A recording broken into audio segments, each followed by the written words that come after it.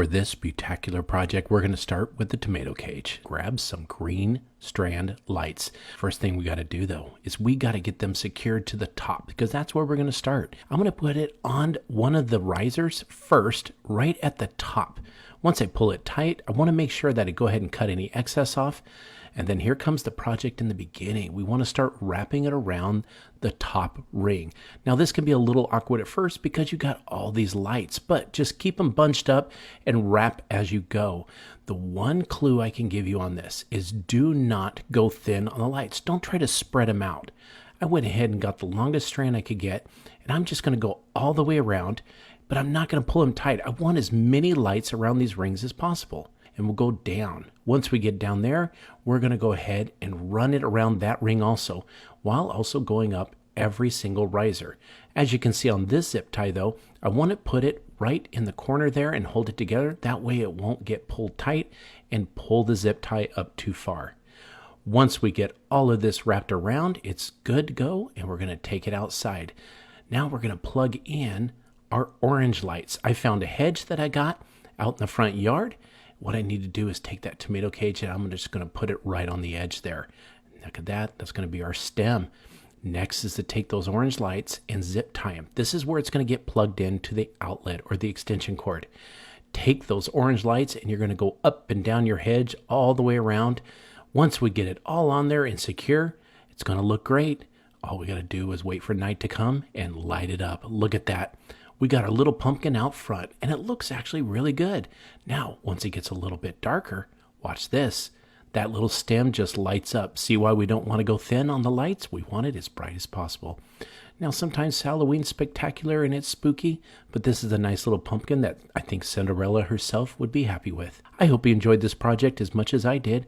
For today's project, we're going to start with some hula hoops. Take your first two hula hoops, and you're going to place them one inside the other.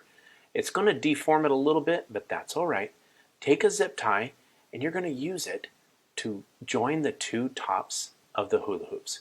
Pull it tight. Now the hula hoop's going to go a little crazy on you, but that's okay. You're going to put two of those together, and they're going to be crisscross to each other. That's what's going to hold it in place. Go ahead and use your scissors. Take off the excess zip ties right there. And then what we're going to do is turn it over, and we got to do the same thing on the other side. That's what's going to hold these together. So again, use the zip ties, put them crisscross on each other, and make sure you pull them nice and tight. If it deforms the hula hoop a little bit, that's okay. Cut off the excess, and now it's time to put the third one in. This one can be a little tricky, but go ahead and put it on the inside. It's easier to work with. Again, using the zip ties, put them together. The hula hoops kind of want to go their own way, but use the zip ties and hold them in place. The more, the better. It is ready to go. We're going to take it outside and give it a nice paint job. Make sure the paint you use is good for plastic. Now, since we're making us a yard pumpkin, we want to use a nice orange spray. This covers really good, and you're just going to hang it up and paint every single bit of that plastic, anywhere that you have a color that you don't want. The next step is we're going to use some of these fairy lights.